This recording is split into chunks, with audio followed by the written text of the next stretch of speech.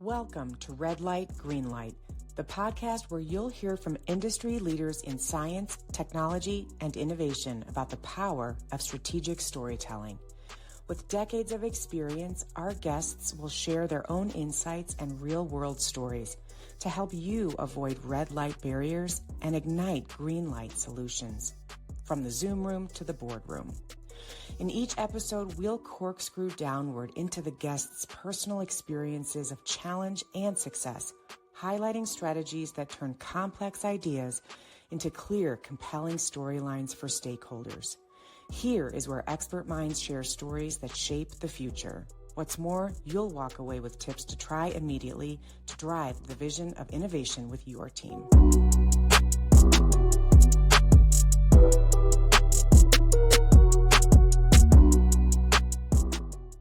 Hi, everybody, and welcome to Red Light, Green Light. I'm your host, Cindy Skalicky, and we're here today to talk about red lights, green lights, and you. And I've brought to you a wonderful guest, Ali Birge. Hi, Ali. It's so good to see you today. Hi, Cindy. I'm really excited to be here, and hello to all the listeners out there. Yes, Ali is the president of Village Capital Corporation in Carmel, Indiana. And Ali's been there many years and works with a lot of the real estate developers and is in the banking industry. I'm going to let her do a better job than me introducing what she does and her responsibilities. So go ahead, Ali, tell us a little about you and what you do. Sure. Well, I oversee a team of about 12 people here at Village Capital Corporation. And right now, we primarily sort of monitor and support affordable housing communities, and more specifically, their rental apartments. And we oversee a portfolio of properties associated with our bank. We have also done a lot of new construction projects in 7 different states, like from Colorado to North Carolina, South Carolina, et cetera. Yep. So we really function like a development company. Okay. For me personally, in addition to overseeing the team, I'm also very involved in our larger organizations. So we have holding companies. I'm involved with those. I'm involved with our management companies, et cetera. So I have a lot of different roles. I wear a lot of different hats here. Okay. And what do you love about your work? What gets you kind of, why do you love what you do for this community? That's so easy for me. It's the people. It's the people first and foremost. I love the people I work with, both inside the organization and people like you outside the organization. So people first and foremost, and then I love the stimulation. What we do is complicated and it's hard, and I'm always learning, and I love that. Okay. And so you love the people on the inside. What do you love about the work that your vision and mission accomplishes in the world? Wake up in the morning feeling pretty good about the fact that what I do is create affordable homes for people, because most of the work I do is for people who earn up to 60 or 80% of the median income for the area they live in. Right. So I'm really providing affordable housing for people who need an affordable place to live and want to pay less than, kind of your typical luxury apartment in their area. Yeah. So it's kind of a stepping stone for a lot of people, I would imagine. Yes, a stepping stone to first-time homes sometimes, or leaving a home and in a retirement process, a million different situations, lots of reasons. Yeah. Awesome. Well, speaking of a million different situations, on our podcast, we talk a lot about communications, and that's my interest when I talk with guests. It's usually my first question. What kinds of communications situations do you find yourself in your industry? And I think that's such a wide-ranging, interesting question when I work with guests. I want to know, what are you in the middle of when you're communicating, and what are you doing? Tell us a little bit about a couple examples. Sure. As a real estate developer, I am very often in front of a city council. For example, I'm presenting a project. I did one, I think most recently, I'm working on a project here in Carmel, Indiana. It's an apartment building, and I needed to present that to the city council of Carmel. And so I'm sharing with them our vision of the project and what Mhm. it's going to look like, what it's going to be, where we are in the process. And Mhm. of course, I'm trying to win their support. So Right. that would be one communication situation. And then in other roles I play in the company, um, I am often just working with internal audiences. So, for Mhm. example, I've been creating quarterly meetings that I lead between the holding company and the bank officers. So, Yes. in that situation, I'm playing MC in a way, and I'm often opening and closing the day. So, those are Yeah. very different kinds of situations. Yes, yes, and, you are bringing back to me the memory that I have of our first encounter together years ago.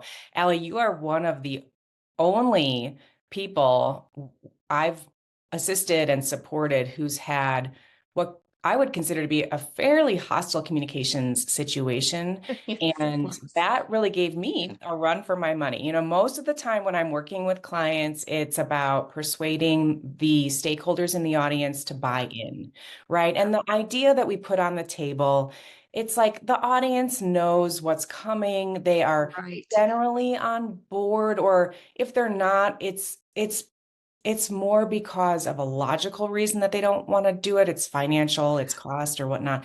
But for you, when you go to a city council meeting and you need to Mhm. persuade the city council to put something in place that, frankly, some folks might not want, that is a challenge. So that's a red light. When I talk about red lights, right, and green lights, you're kind of like standing in front of the city council and you are absolutely a bright red light. How Yes. do you see that red light? Like, what is that red light to you when you're in front of those? Why are you a red light to them? Well, most often, the most hostile audiences that I've been in front of, and I've been in front of a lot, uh, they're neighbors. Typically Yes. it's a group of neighbors. Like when I worked with you first, it was a group of homeowners, Hmm. mostly senior homeowners, Hmm. and we wanted to build apartments next to their subdivision, Hmm. and they Yep. did not want us there. And NIMBY. I face that situation a lot. So in Yeah. that case, the red light looks like people saying to me, "Go somewhere else. Why don't you go somewhere else? I don't want you here. I don't Yeah. want those people here. Um, Yeah. you're going to NIMBY, bring not all in my kinds of backyard, right? Let's, NIMBY. yeah. Yes, yeah. You're gonna overcrowd our schools. Yeah. You're gonna create even more traffic, and it's already congested. Things Yeah. like that." Yes. Yes. Okay. Lots and lots of red lights. So, talk me through your strategies. So, over the years, you've had to figure this out, right? And sometimes you win and you get people to the red light or the green light, and Yes, sometimes we don't, right? I mean, frankly, right. the occasion that I worked with you didn't get to that green light the Did way not. we hoped. I'd say we got to yellow in some of people's minds where it was like they moved, right? But not to the go. So what Yes. have you started building in your arsenal, Allie, to try to help people see the value of what you bring to the community and to try to move your like stuck audience to green? How do you manage that? What have you learned? I have learned that no matter what the audience or frankly what the purpose of my message, I need to offer something of myself in that message. I need to offer them something, give Mhm. them a personal story from my own life Mhm. that is relevant to what they're feeling or what they're thinking or what they're experiencing in some way. Because Mhm. if I offer something of myself, then suddenly I'm a human, I'm Yes. relatable. And if Yeah. I'm a human and I'm relatable, then suddenly they want to hear what I have to say. Right. Right. Yes. Yes, that's a huge piece. And that's about creating a rhetorical device called identification. It's about creating identification with your audience to say what you just said. Oh, she's human. She's not robotically trying to take us over, and she's got a heart and it's beating and she's got feelings. And so often in situations that are complex like that, speakers forget the critical importance of creating relationship with the audience members at Yeah. some level. You have got to slow down and then speed up, right? By Yes. thinking about what storyline, what thing can I present that will soften the situation, right? So I'm going to put you on the spot, Ali. I have a vague memory of that storyline that you did share years ago with Hmm. that audience from your Yes. bringing. Would you let our audience hear it and share how you tried that common ground approach? Sure. Okay. So I know what you're thinking of, Cindy, and I think it was something like this when I was starting to speak to the neighbors and city council Mhm. members who are on this call with us, Mhm. who did not want me building apartments next to their homes. I wanted to share with them who our company is and what we do. And Mhm. that, of course, involves me talking about what affordable housing is. Mhm. And so I started with the fact that, I was raised by a school teacher. I Yep. was raised by a single mom. Mhm. We lived in many, many different kinds of apartments throughout my childhood. And Mhm. so I understand the kind of folks who will be living in the homes that we're building, and they're people like your teachers, Right. your firefighters, your cooks, etc. So that was the story I Mhm. tried to Mhm. deliver. Uh, Yes. in all honesty, it didn't work. It didn't Yeah. work. Yeah. Well, it didn't work on that audience, Yeah. and I would say it didn't work to get them to green and go. It did work to soften you and create that human connection at some level. Would you agree with that? Yes. I absolutely agree with that. And I should say I did get some follow up from people Yeah. who did kind of email me after or call and Mhm. say, I really do like what you're doing. We do need affordable housing Mhm. here. Mhm. And I think it also helped in that it helped me build relationships, either with people Mhm. who are neighbors, also helped me build Right. relationships with a city council member who I had subsequent meetings with. So Right. it did help me build relationships. Well, Yes. and I want to push on this for a second for our listeners who are like, well, it didn't work. So now what? Right. And so I would say, what we provide in terms of when we think about our communications situations and the audiences we want to move, one of the first things I share with clients is you are not going to have all control around what happens by the end. Our job, and I'm pointing to Allie and me, right? Our job is to do the very best that we can to do as much as possible to guide people toward seeing that green light of go. It's kind of like that strip on the tarmac at the Yeah. airport, right? We're trying to light the lights, and Yeah. it's not something that we can control, but we can do the very best we can to guide people. And what I would Yeah. suggest is many people fall very short of lighting as many lights on that tarmac as they can and ought to try to. And to your point, no, you didn't win that particular bid, but you had green lights in ways you did not know would happen. Relationships. You did turn we did turn one person like Oh, about more face. than one. Remember that? Yeah. Yeah, more than one. So it was a success. Yeah. Um, I might have had some tomatoes thrown at me, but Right. that's that's part of the job. But I did Yeah. have some success, and I should pan back and say, you have to realize in my 20 years in real estate development, I had never once introduced any personal Mm. fact or story when I was speaking in a professional environment. That Mm. was the first time Hmm. that I had ever said anything about my life and Wow. who I was. And so that was a tremendous change. And I had that whole experience was such a light bulb moment for me Yeah. because I thought, oh, if I'm going to really move people and help them understand why affordable housing is important, I have to put myself in this, Oh, I love that. which is so obvious, I know, to you and to people who are listening, but Maybe it was not. not to me because in our Yeah. industry, that's just not a standard practice in our industry, right? Yeah. It was a new approach and it Yes. was a risk, but I think it really worked out. Yes. And since then I've had a completely different approach to every audience I'm in front of. Yes. Oh, Yeah. that's a beautiful point. And I think, we say a lot in our sessions, right? We got to start with heart. That's what we do, is we start with heart. So I just want to tap one more thing, and then I've got another separate question for you, Ali.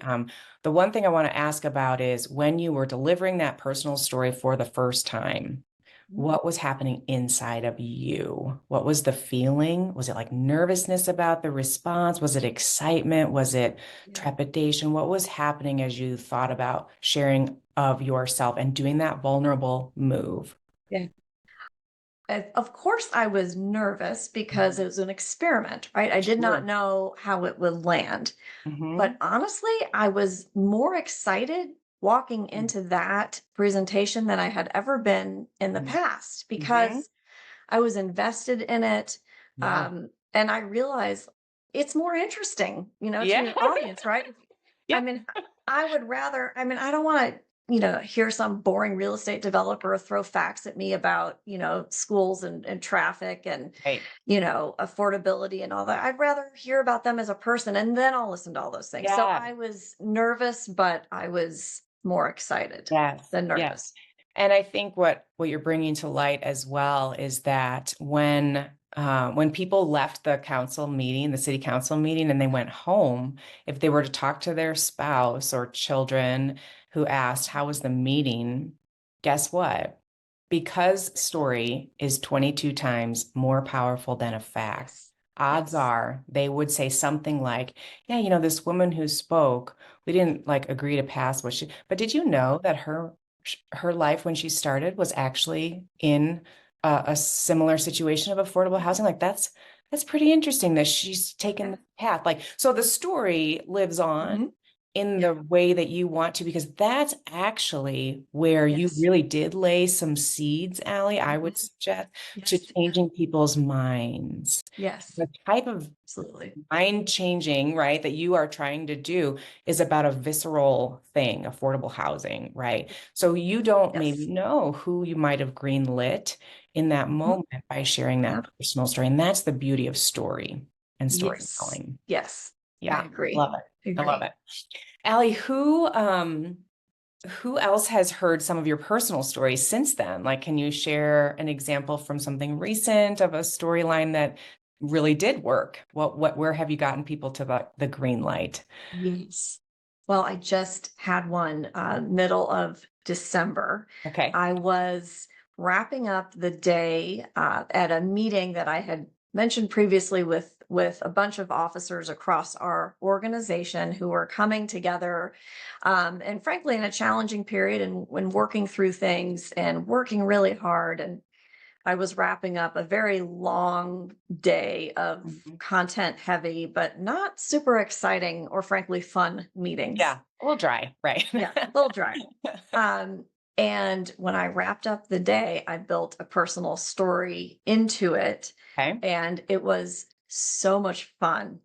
So much fun. Yeah. I couldn't wait to call you after and go, guess what? It landed, but it was awesome. It was a great Oh, feeling. so good. Yeah. Wonderful. Yeah. Those personal Yeah. stories about, I think yours was around the holiday parties that your mom used to throw. And we really Yes. pulled on some great threads that brought smiles and laughs to the team and left Yes. feeling good and inspired. And Yes. another way story can be used is Yeah. through, so the green light was really more about getting people the feeling of excitement and Yes. helping them feel special, Yes. right? Because they have been with you through the trenches of this time frame, and there's more to be had, right? We're in a marathon, not a sprint. And I think that analogy for leaders listening really does resonate. Like, so often you're in a long haul of Yeah. shift, Mhm. of transition organizationally or with a project, and you have to have that long view and a little bit Yes. of humor, a little bit of story, a little bit of fun. It goes a long way. So Yes. that's fantastic. Can we share a little bit more detail? Because it is Yes, so fun it to is such a tell fun the story. audience about. Go for it. Make it Well, sticky. I'll make it sticky. Yeah. Well, the story that I started with was talking about a holiday party that my mom hosted for me and my friends and all our kids when our kids were little. And yet, you would think it was a wonderful experience. You would think I would have loved it. But as a, full-time working mom who was continually exhausted, I was saying to the audience, the last thing I wanted to do was stuff my toddlers into tights and make them brush their hair and argue with me and spend 3 hours with screaming kids. And I talked about the sprinkles from the cookies being all over the floor, and how every time I would take a step, I would crunch on these cookie sprinkles. Yes, at your mom's house, right? This was At at my the mom's party? house, yes. Yes. And the thing that was so neat is, as I'm describing all of this, here's what I'm seeing in the audience.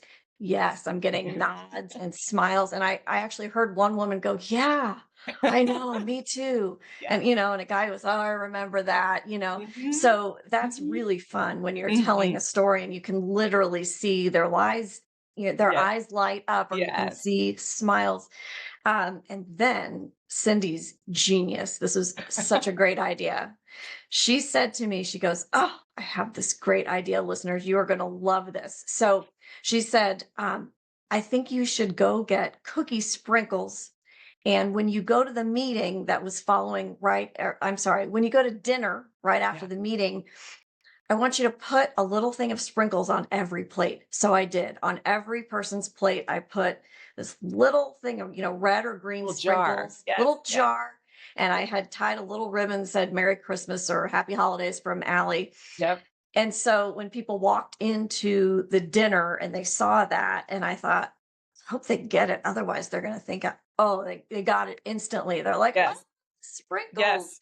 We Yes. get it." I had several people come up to me in the middle of the meeting and say, "I have never seen anyone do that. That was the coolest thing."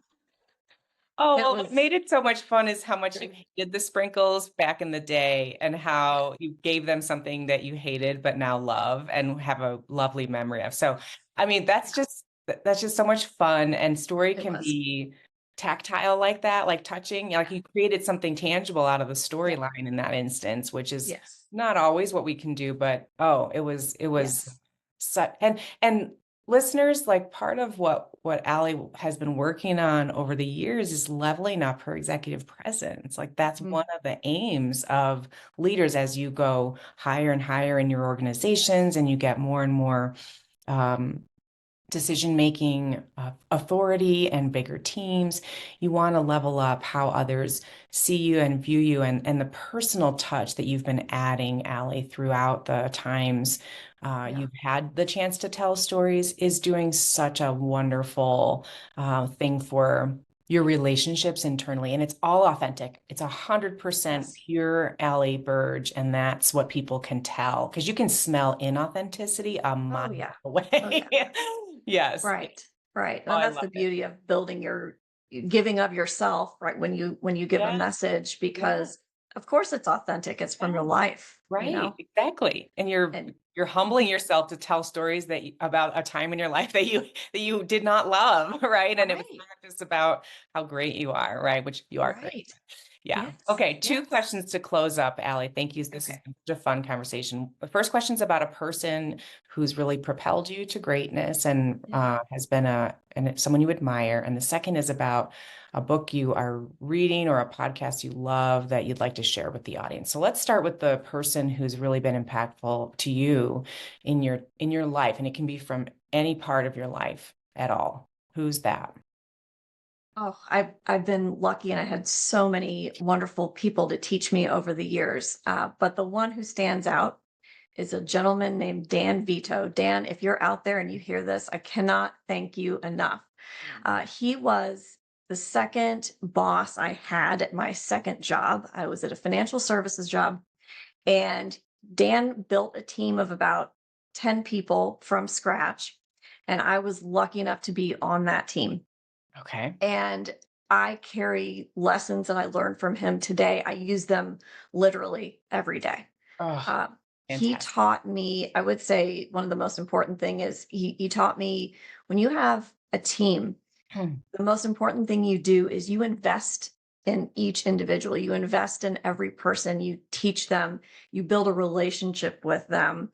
Mhm. And if you do that, then you will get from them their loyalty, their best performance, but you Mhm. have to earn it.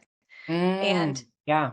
what I learned also from him is, it's easy to invest time and energy into the really top performers, the Mhm. greatest people on the team, but you have to invest just as much time in the folks who struggle more. Yes, yes, And because they deserve your yes. help, your support. In fact, it's your responsibility to help them grow.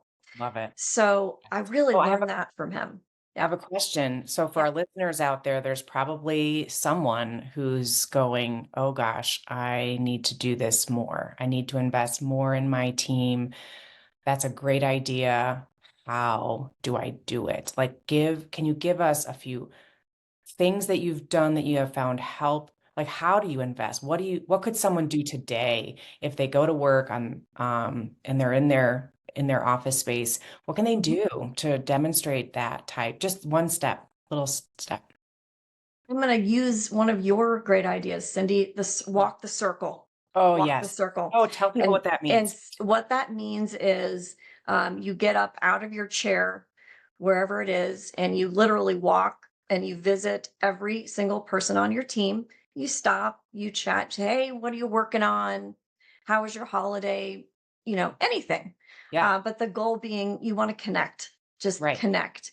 And I will tell you, the first time I did that, I learned I got so much more information. I learned so much more than Yes, I would have, of course, staying in my yes, chair. So that yes. was an easy thing to do. Oh, that's a great memory of some things we've talked about. Walking the circle, again, what I want to hit on that you said, Ali, is it's not about productivity and work related stuff. It might be like it can be, but the main objective is to connect and to be that person who's just walking by. And I would recommend that listeners, you do this Mhm. daily. I actually learned this from one of my clients. I learned this from a Yeah. principal, an Mhm. elementary school principal, and every single Mm. day, Sandy Yeah. goes into every single classroom, and she doesn't stay long. Sometimes it's 30 seconds or a minute, but she's just visibly there, Yeah. smiling, nodding, observing, and she retains so much about the teachers, the students, the vibe of what's happening Yeah. that she can lead one-on-one meetings with teachers better, parents. Like I'm in the Yes. classroom every day. And so I picked that up and brought it to a few clients who are in offices. And it Yes. reminds me, Ali, you're in offices, right? At your Yes. location? Mhm. Yeah. Mhm.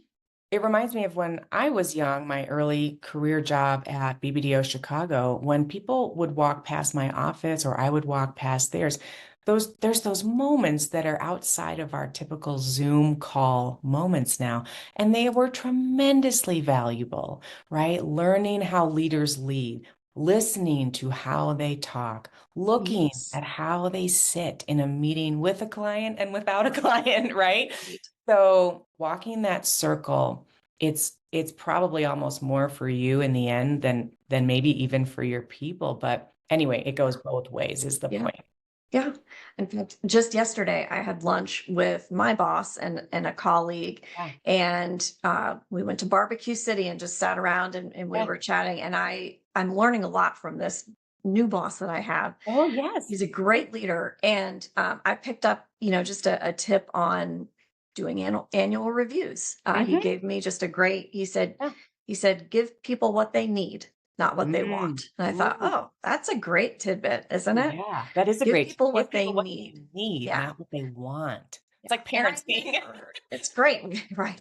And I never would have picked that up if I Yeah, hadn't just gone to lunch with him. yeah, So, right. that's another thing you do. Go to lunch, just grab a Yes. couple people and say, hey, let's go get a bite.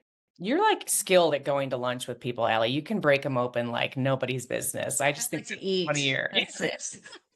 Just like food. That's so great. Okay, closing us up today, what about a great book you read over the break or last year, or anything that you'd recommend leaders read? Anything coming to mind for you? I just started one that I bet you many people who are listening or watching have read, and it's called The Servant.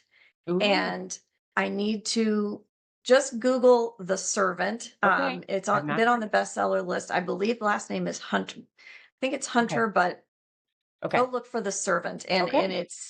it is about, I think, being a servant leader. Yeah, for sure. And it starts with his personal story, and I am hooked. Like, I can't wait to plow through the rest of that book. So, Yeah. Oh, yeah, awesome. Well, good. He yeah, got you on the hook, which is part of our how yes, to model. The hook me moment at the yes. beginning is critical for any of your presenting uh, presenters coming up. Got to hook them at the beginning, reel them in. So, Ali, this has been so much fun. If people want to get a hold of you just to continue a conversation, what's the best way for them to do that?